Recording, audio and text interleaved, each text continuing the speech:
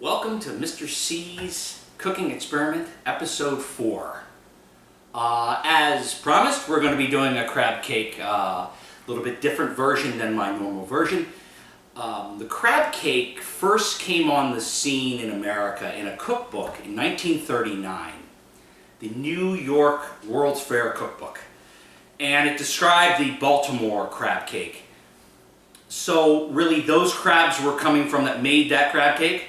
They were coming from the Chesapeake Bay, which runs from Maryland down to Virginia. So that was really where the best crab really comes from, in my opinion.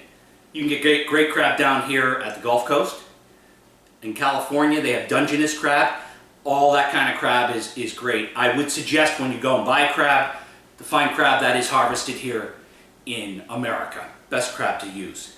Now, the version I'm going to do, I had people incidentally come from Cleveland down here to Florida and said, hey, can Chris make these crab cakes for me? Or they'd come to the house of my previous employer and say, can Chris, make me those crab cakes? Can you make them for my family? And I said to myself, I'm not doing that one.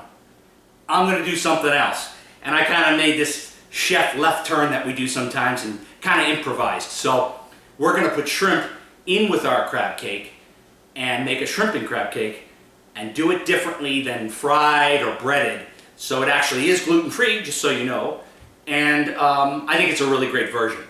So what do you say we get on to the ingredients, huh? All right, the ingredients to make this shrimp and crab cake. I've got 8 ounces of lump crab meat. I have 8 ounces of shrimp, which have been cut 2 different ways, and I'll explain that when I'm done with the rest of the ingredients. A 1/4 cup of red onion, finely chopped, red bell pepper, finely chopped, a tablespoon and a half of Dijon mustard, a tablespoon and a half of mayonnaise. I have some dry basil, 1 whole large egg beaten, and we're going to use zest of half a lemon. So let me explain something to you about the shrimp itself and the crab. What I did was I took about 4 ounces of the shrimp, and I cut them in smaller pieces, as you can see in my hand here. About the same size as a big piece of lump crab meat. And the rest I chopped very fine.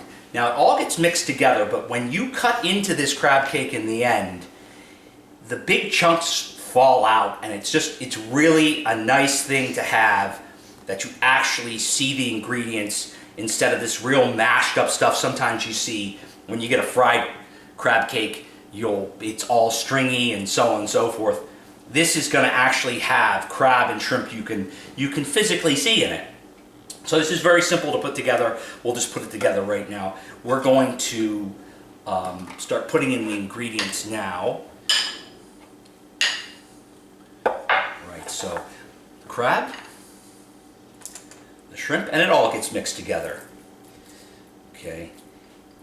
And I would suggest using something like this to fold it in so it doesn't break up and really get mashed up.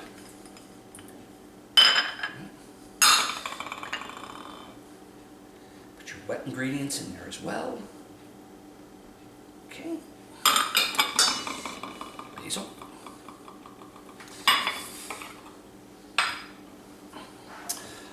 One egg that's been beaten as well. And then we're going to zest. Good tool to have, by the way, this zester. I'm just going to put it in whole. We're not going to even bother chopping it. I'm just going to mix it in.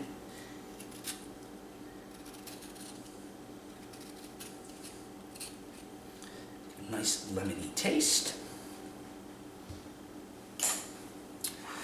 Just a little bit of salt. Now that crab is kind of salty itself. You don't need a lot of salt in there. We are going to add black pepper. Smell there. And then we fold this all together.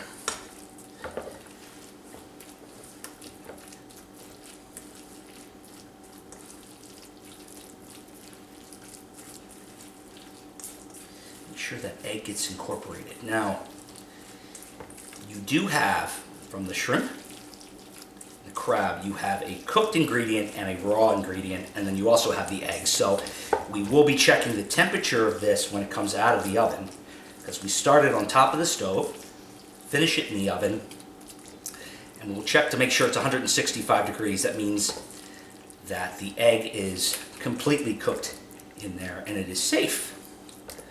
There is that. So why don't we come on over to the stove.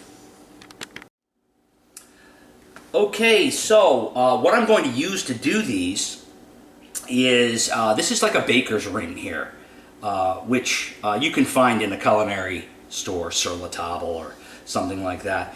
They're like a bakeable steel mold.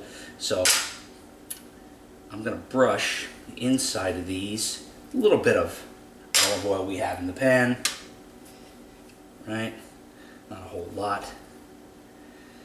We're heating up the pan. I have 3 in here because this does make about 3 decent sized crab cakes.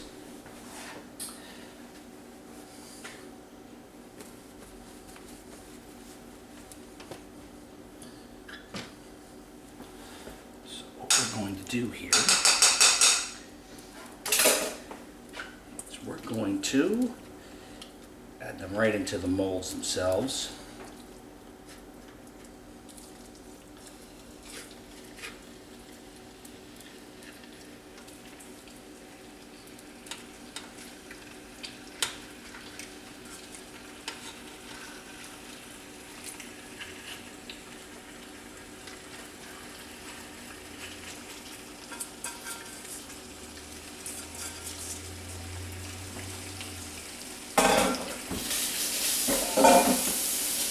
So as they're searing, just try and get them as even as possible in there.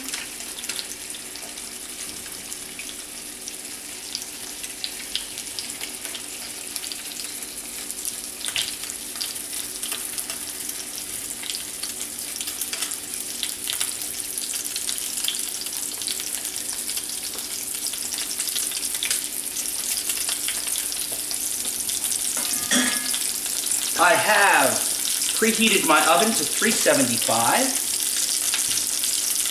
And what happens here is we get a nice sear here on the bottom. You can see those bits and pieces of shrimp that are going to be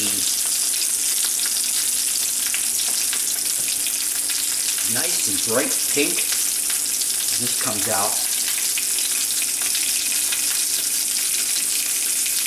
Right? And then they're going to go into the oven about 15 minutes. Then we're going to flip them over, let them cook the rest of the way for about another 10 minutes. Okay? Okay, so our crab cakes have come out. They are finished. They have reached an internal temperature of 165 degrees. As you can see, these will slide right off, so that you'll be able to go and you can see that the pieces of crab and shrimp are in there, but when we plate it, you can see it a lot better. So I've decided we're going to do a presentation here today that's going to have some different components to it. I'll explain it to you as I'm going through. The first thing I'm going to put on the plate is some fig-infused balsamic vinegar. That's a glaze. All right. And we're going to take a pink brush and we're just going to go like that. Okay, with that.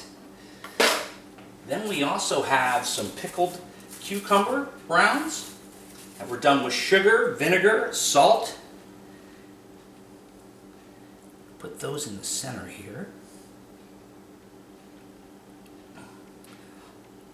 These take about 24 hours. We do them in a cryovac machine, let them get pressed. They really are very, very tasty as well. In the center, we're also going to put some microgreens that are daikon microgreens, radish microgreens, and pepper cress. Just give it a little salad to it in the center, like so. And the crab cake will go on top of that. Okay. You will read a lot of versions. They're saying, hey, serve it on a bun, serve it with some salad, so on and so forth. This is pressed watermelon that's done with salt, again in a cryovac machine. Add that. Then we have some whole grain mustard sauce. I'm going to add to this as well. Dollop here, dollop there. Enough so you can have that dish there.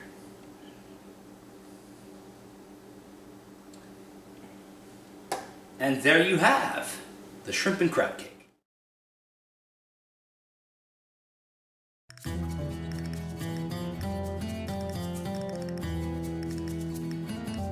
He once claimed he coined the phrase, "Adios, muchachos." People say he got lost going to the mailbox. When the bill comes to the restaurant, he refuses to pay it. He is the most ridiculous man in the world. I don't always drink beer. When I do, it's out of a paper bag. Adios, muchachos.